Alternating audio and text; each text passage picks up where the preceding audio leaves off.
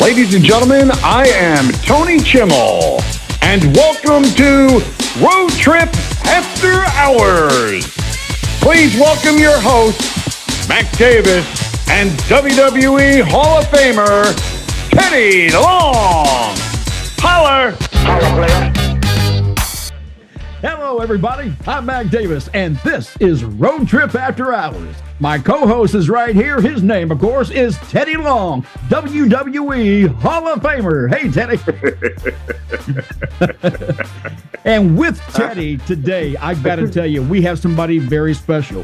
Herb Simmons is a promoter in the St. Louis area that has kept the professional wrestling tradition alive for over 50 years now. He's also a Cauliflower Alley Club recipient of the 2020 Red Bastion Friendship Award, and also founded the SICW, which is the Southern Illinois Championship Wrestling. And back in 1975, he did that. And to continue the tradition of wrestling at the Chase is the whole reason why he got so interested into professional wrestling. Herb, we are glad to have you with us.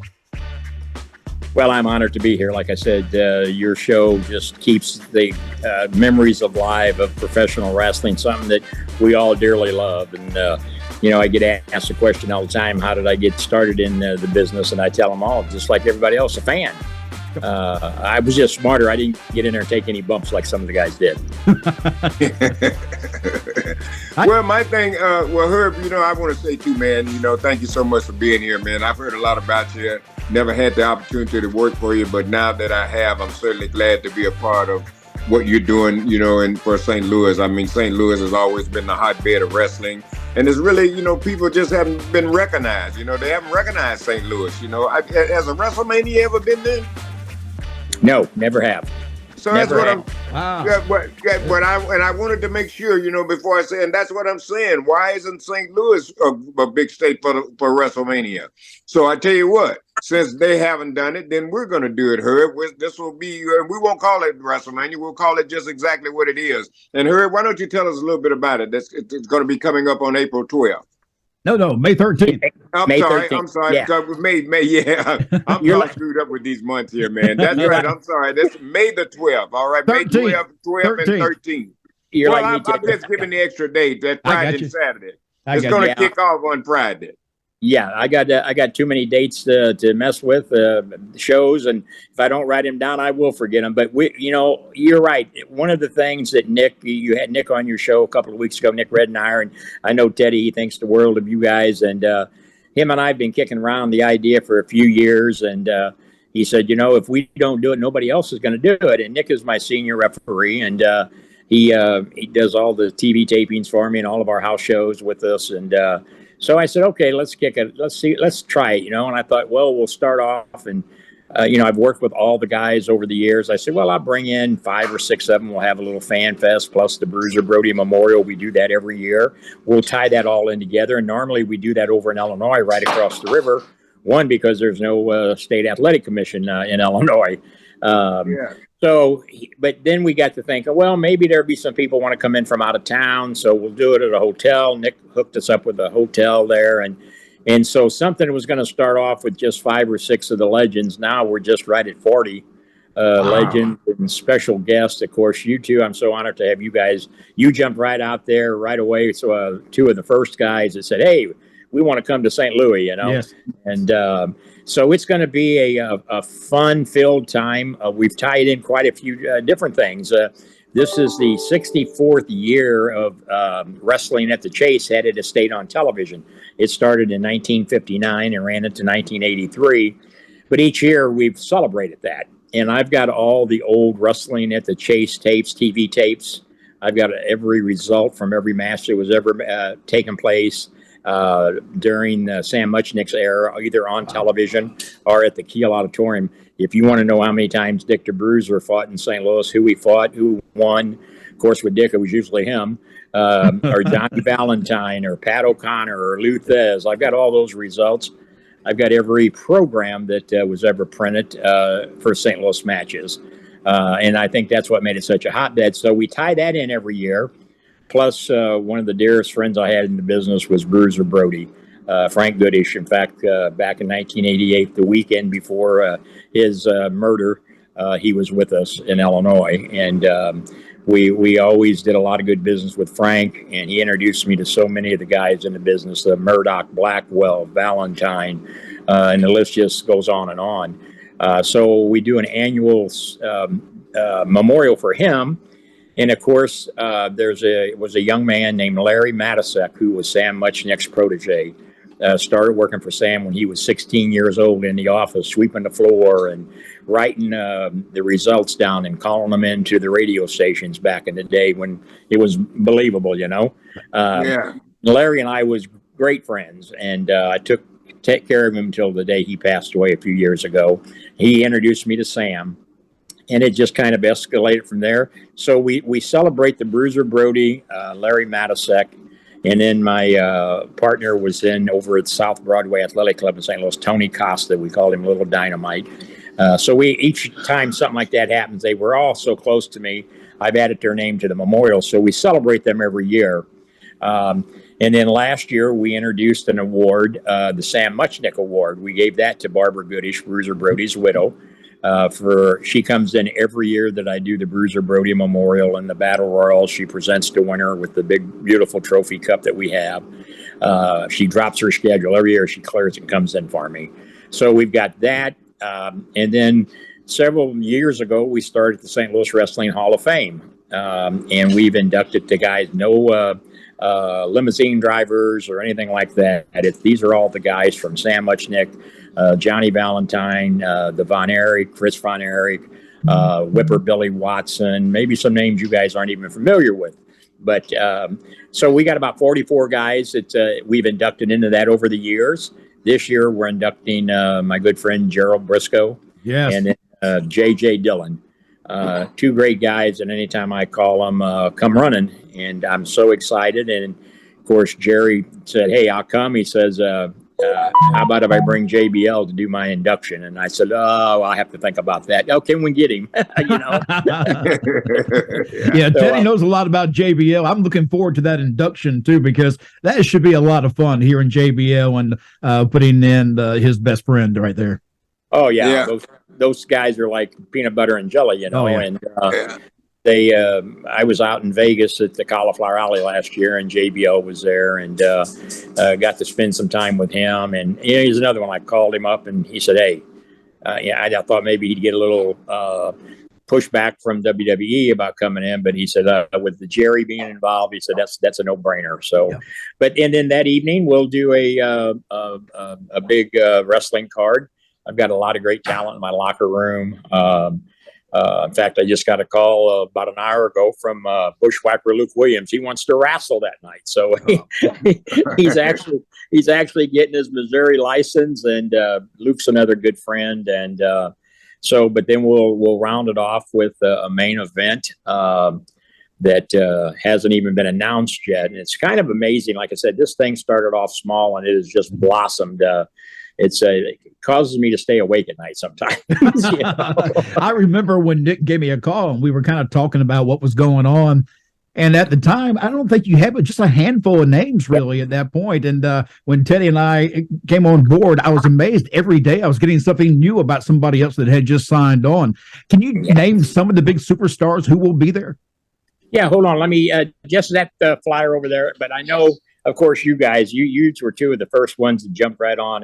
And I got to tell you, and I'm not trying to blow smoke at you, but when I announced you guys, it was kind of like, are they going to do their show? Man, we watch everything they do. But, we're talking about the Nasty Boys are going to be there. Yes.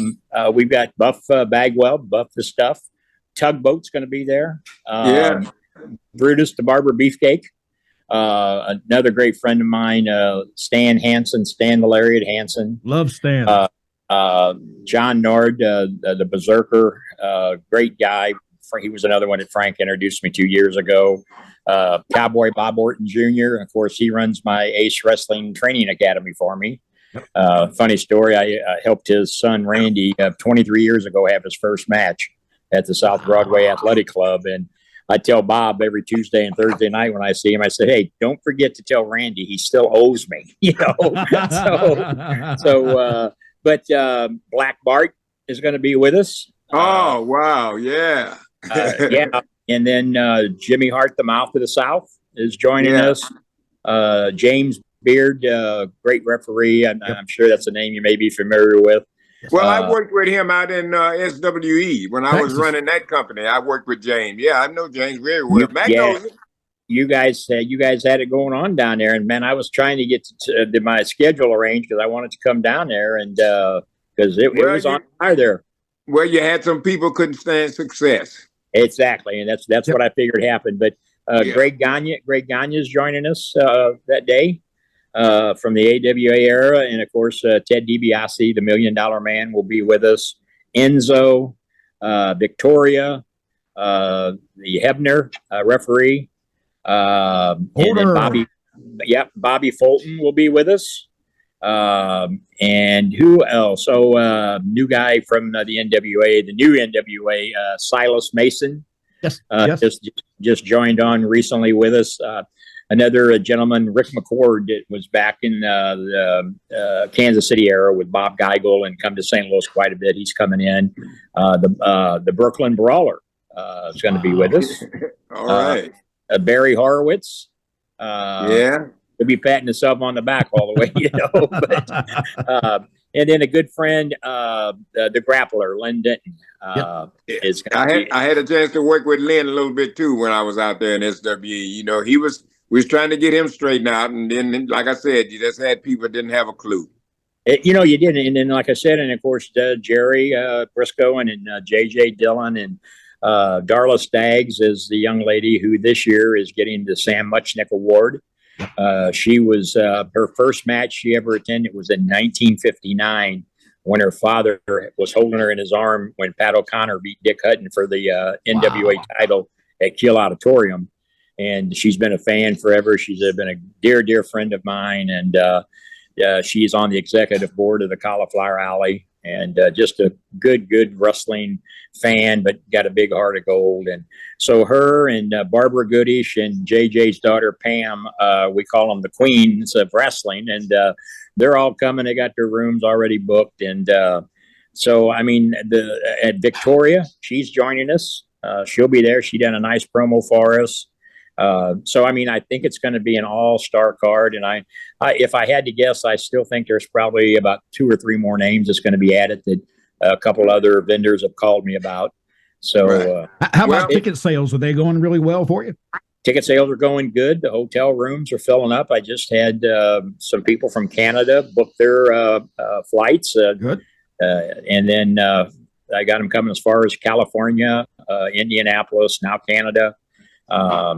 The hotel seems to be happy. So, I mean, it's like I tell them, and that's kind of a separate, I don't have anything to do with that. They just rented the hotel, and we've got the ballroom, and they're going to have the lounge open all weekend. And, it's real easy to get to. It's in South St. Louis.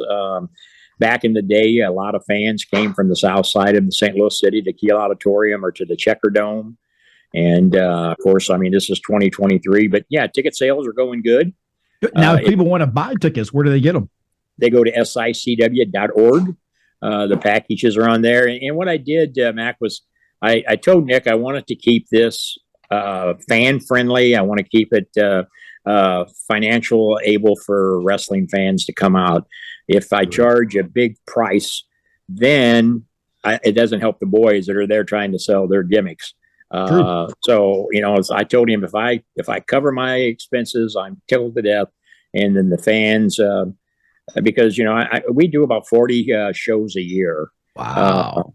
And they're primarily for nonprofit organizations. Like on the 25th of this month, I'm doing one for the Shriners. I don't know if you're familiar with the Shriners organization. Yes. Yeah. Great group. They've got a temple in East St. Louis, the Shriners Temple, that is 89,000 square foot building. You can literally get lost in this building, but it's got the stadium seating. And so we're looking to have a good show there for them to raise money. Last year, we had a local fire chief that become ill. We raised him over $40,000 with one wrestling show.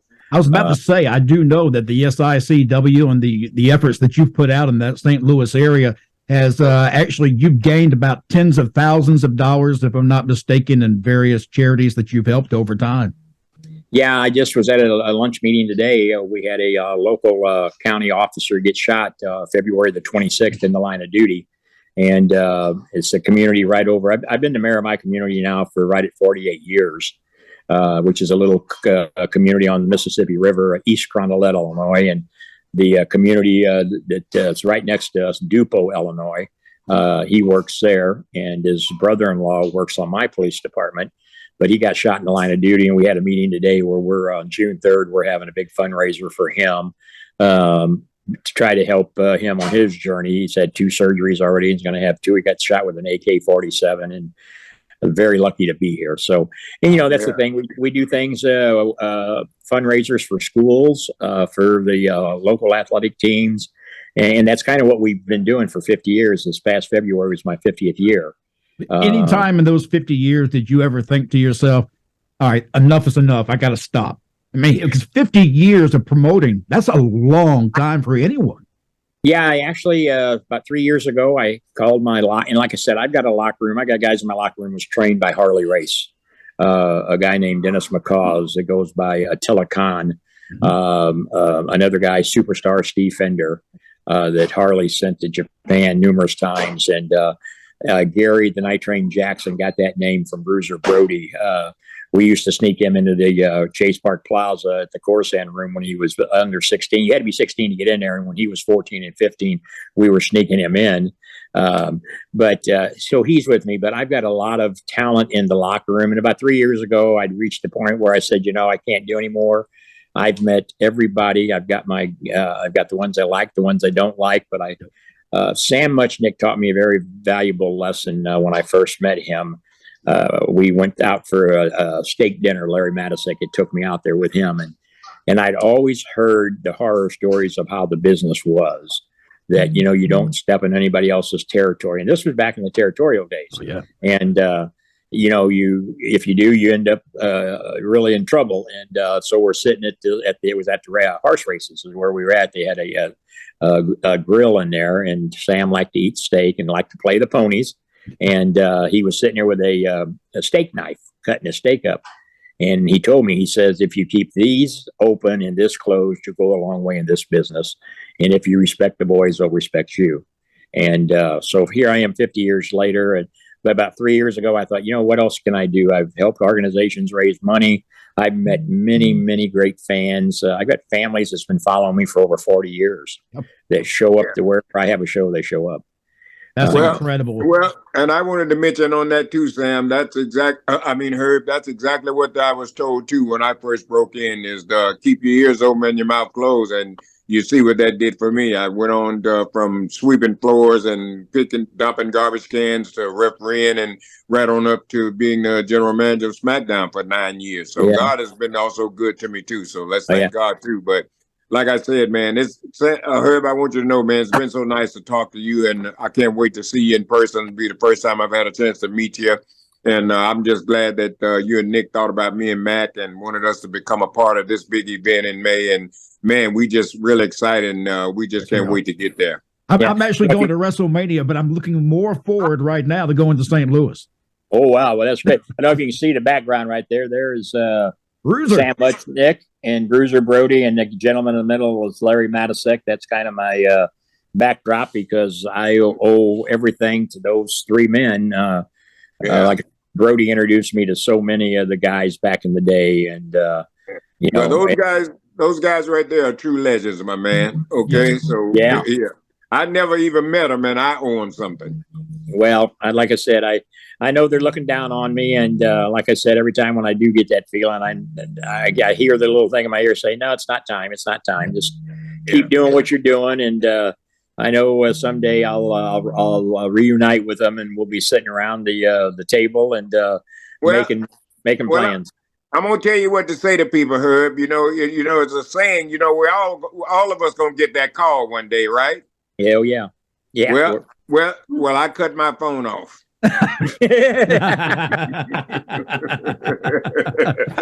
Herb, remind everybody again the dates and what's going on. It's May the 13th and it's at the Aviator Hotel and Ballroom at 6921 South Lindbergh Boulevard in beautiful South County, St. Louis. It's right across from the South County Mall. It's the old Holiday Inn, which is now the Aviator Hotel. Nice hotel. We will have the doors will open at 10 o'clock that morning with the Fan Fest. Those who have bought their tickets in advance won't have to wait in line. We'll have a line for them because I want them to come in and start meeting the legends. We'll have the legends all set up in the ballroom. We got some vendors that have bringing in some goods. They'll be out in the main hallway. But in order to get in to see you legends and you stars, they got to have a wristband, and there'll be people at the door to allow that. But we'll do a little question and answer thing, question that afternoon with some of the legends, and I think the fans always like that. We'll have the St. Louis Wrestling Portable Hall of Fame on display there with all the plaques and everybody that's been inducted into that. We'll do the induction that evening of Jerry and J.J. Dillon, and then we're going to do some good old wrestling. All right. Well, I'm Sounds just like happy a great to be weekend. there. Yeah, and I'm just happy to be a part of it, man. Thank you so Absolutely. much. Oh, believe me, I appreciate it. And I appreciate you having me on the show. And man, keep doing it. Keep telling the stories because they bring back so many great memories. Yes, they do. Thank you so much, Thank you, Herb. We appreciate Thank it. you. Take Thank care. Bye-bye. All right, Teddy, that's it. We're out of time. This has been Road Trip After Hours. I am Mac Davis. That's WWE Hall of Famer Teddy Long. And that down there is Mr. Herb Simmons. We'll see you in May 13th to be exact. We hope to see you there. Go to SICW.org and get your tickets now.